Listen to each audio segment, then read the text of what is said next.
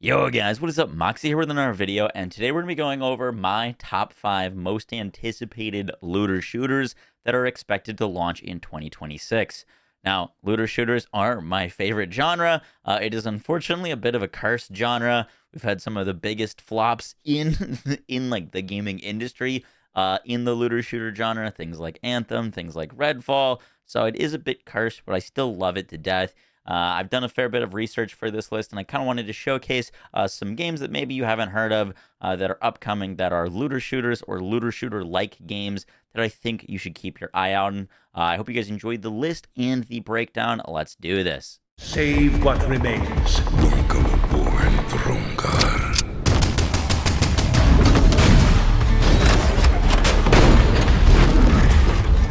So coming in at our number 5 spot is Canyons. Now this is definitely one of the more unique looking games. It's kind of got this medieval crusader look, but on steampunk engine ships setting across the desert, fighting crazy looking monsters.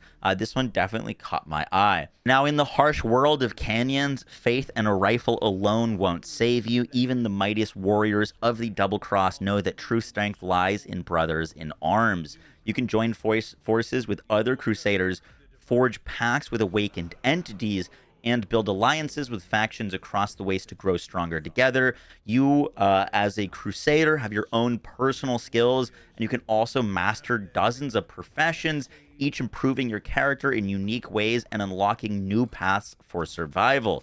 When you're mowing down hordes of enemies, don't forget your morals. The canyons are a cruel place and hard choices await. What will you do with a dying survivor begging for water? Offer mercy, bring him to your haven, rob him, leave him for the awakened, or eat him yourself. Decide as you will, but every act has consequences. Another interesting aspect of Canyons that sets it apart is your crawler. We don't have too many details on this, but it looks like this kind of steampunk ship that you can craft and upgrade its different components. You can add different armors, chassis, engines, as well as upgrading its guns and defenses. And this seems like a main way that you're going to be traversing through the game. You're not like stuck on the ship, but you can use it to travel from area to area. And not only are you going to be progressing your character and becoming more powerful, but you're also going to be progressing your crawler. Some of the gameplay that they showcased for Canyons, which is very much alpha gameplay, showcased using a poison pistol with damage numbers that were spreading to enemies. Definitely a cool looking game. Definitely has a ways to go, but one to keep an eye out for.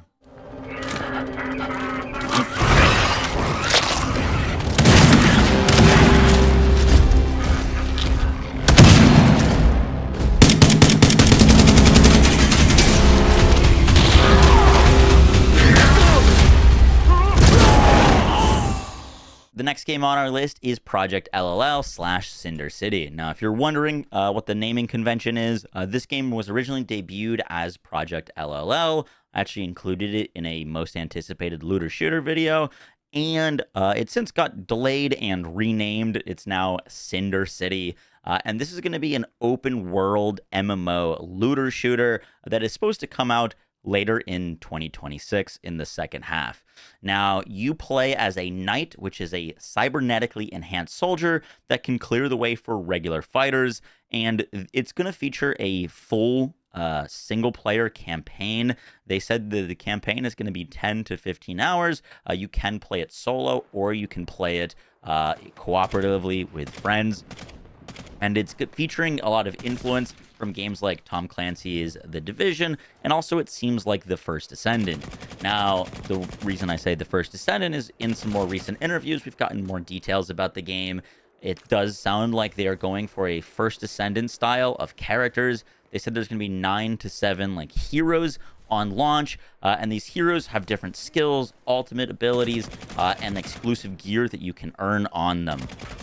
You're going to bring these different characters into different scenarios and different fights. They said they're not going for a traditional like trinity of MMO where you have like a DPS, a healer, depending on what gear and what build you make is going to determine kind of what role that you can fit. And there is going to be build crafting. They said that not only will the gear have different rarities and tiers to them, but there'll also be skill trees and different specific pieces of gear that you can get to tailor fit to your different character. So like they said that there is a one of the like knights is able to pull out a sword in his ultimate ability. So obviously any gear that you're getting for him, you're getting like a legendary sword that would be specific to that character.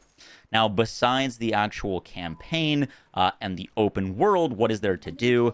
They talked about dungeons and dynamic open world bosses. They are trying to have a fleshed out endgame that is going to be focusing on two different kind of aspects. They mentioned in an interview with WCCFtech.com that their aim on building world bosses, which are going to be a big part of the game, is to not just have stationary bullet sponges that you fire at, and they want to have the bosses to have a different variety of patterns that you need to strategize and outmaneuver to take down. They're also focusing on endgame dungeons. They said that the second instance of content that you'd be going against besides the boss fights is going to be instance dungeons that require a certain number of players to join and matchmake to start, and you'll try to strategize to break through the instance dungeons in the underground subway areas, things like that. Instance dungeons and additional PvE boss fights would be our main endgame for launch. On paper, it sounds like they're going to be doing some pretty cool things with Cinder City. I am going to be honest, though, I'm a little bit skeptical about the game just from the gameplay. It looks a little rigid. The frame rate looks not great, and there's definitely some layers of jank. So hopefully by the time that this game comes out, it'll be more polished experience, and that is definitely one to keep an eye out for. The witch tightens her grip on the realm, birthing new horrors to guard her dominion.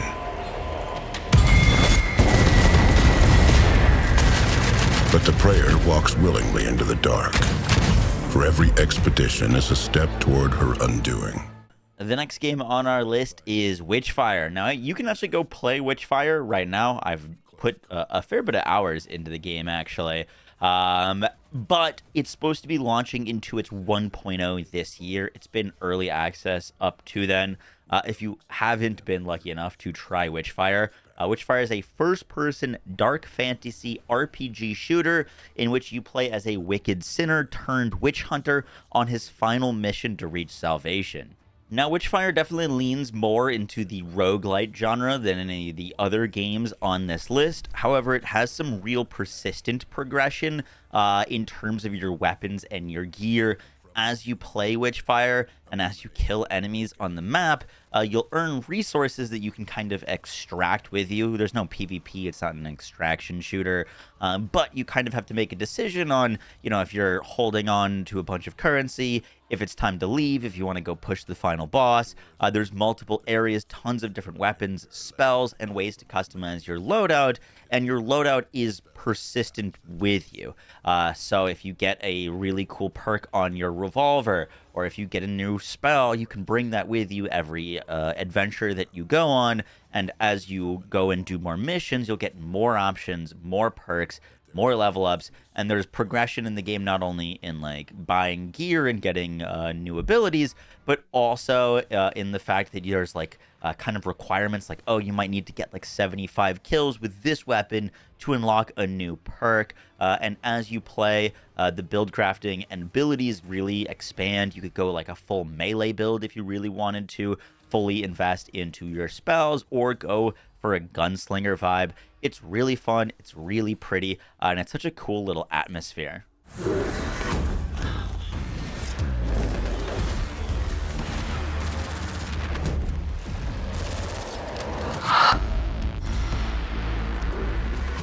Coming at our number 2 spot is The Cube. Now, The Cube is set in the Atomic universe. It's being developed by Mundfish, who, if you did not know, made Atomic Heart. I personally really enjoyed Atomic Heart. It's a very unique world setting with cool gameplay. And The Cube is looking to bring kind of Atomic Heart's gameplay, crazy enemies, and style into an MMO FPS looter shooter style game. Now, the story of The Cube is the world stands on the brink of a new threat. A mysterious giant levitating structure known as the Cube has become the epicenter of an increasingly dangerous phenomenon, and in order to survive humanity, players must plunge deep into its secrets and survive. On the surface, it's a perfect object, and in truth, it's an anomalous shifting place swarming with vicious enemies. But most terrifying of all is the equation hidden at the cube's core. Deciphering the equation can save humanity. Failing to do so means extinction. But beware, the cube can flip everything in an instant. As the world shifts, so do you.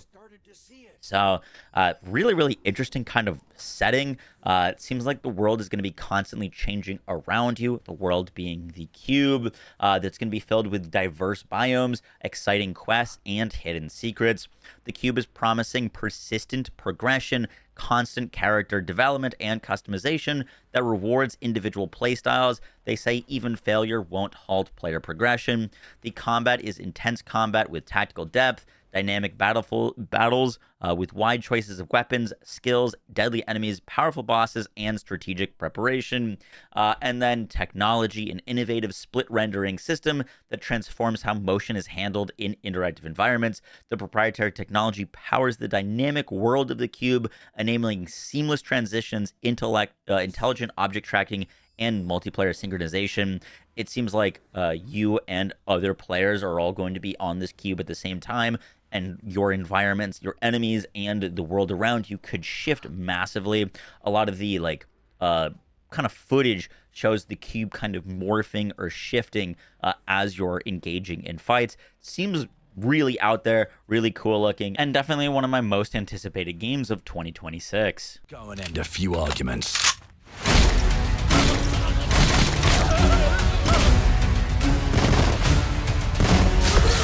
Don't get cocky. They've got a weapon far worse. Coming in our number one spot is Clockwork Revolution. Now, this game looks phenomenal, and it's definitely my most anticipated looter shooter for 2026. Now, this is being made by In Exile Entertainment, who made Wastelanders, Arcanum. They also worked on the original Fallout games, and they've recruited the combat and encounter designers from Bungie and Blizzard to come work on this game. Now, what is Clockwork Revolution? Clockwork Revolution is a time-bending steampunk first-person RPG from the creators of Wasteland and Arcanum. After stumbling across an incredible invention that allows you to travel into the past, you discover the city you call home, the vibrant, steam-powered metropolis of Avalon, which has been carefully crafted through the alteration of historical events. By traveling back to key moments, your interactions and choices will have a butterfly effect on the deep, narrative-driven world and characters of Avalon, causing them to change and react in unprecedented ways. Now, Clockwork Revolution promises to have really deep character customization, weapon customization, build crafting, and skill trees. In an interview with Xbox.com, they talked to some of the lead level designers specifically about weapons and the combat systems, and I wanted to read some of that for y'all. From the onset of this project, we wanted to pay off the fantasy of being a steampunk inventor and tinkerer, and our weapon system is a major part of that. When you find a new weapon, it's a major moment, and that's because you'll have that gun for the rest of the game. When you upgrade your weapons at the Weapon Bunch, you'll have literally hundreds of different ways to customize them, depending on the kind of player you are. The whole experience really makes the weapons the star of the show. We also have a bunch of cool gadgets, which are essentially steampunky grenades and deployables, which along with your time powers round out your arsenal. You'll have core time powers, such as the ability to slow down time, which you can use on enemies to slow them and their bullets, but you can also use the same power on your environmental objects to solve puzzles and avoid hazards. Reverse the same way. You can rewind cover objects in case enemies destroy them, but it also allows you to unload on someone and then rip the bullets back out. All of these things, gadgets, times powers, weapons, your stats, and even your apprentice are all part of a larger interwoven RPG system and skill trees, so there aren't just an unlock it and you're done component. They're all part of the journey of leveling up and increasing your ability to deal with the Ironwood threat. Clockwork Revolution is set to launch sometime in 2026. It looks fantastic. Very much gives me like BioShock Infinite vibes, which I absolutely adored, and it's being backed by Xbox as well as In Exile, which has a rich history of making RPG games. Should be one to keep an eye out for. Guys, that's going to do it for the video. I hope you enjoyed. Let me know what game you're most excited for heading into 2026, whether it's on this list or not, and if there's any games you think I should have included. I will catch y'all in the next one, guys. Take care. Peace.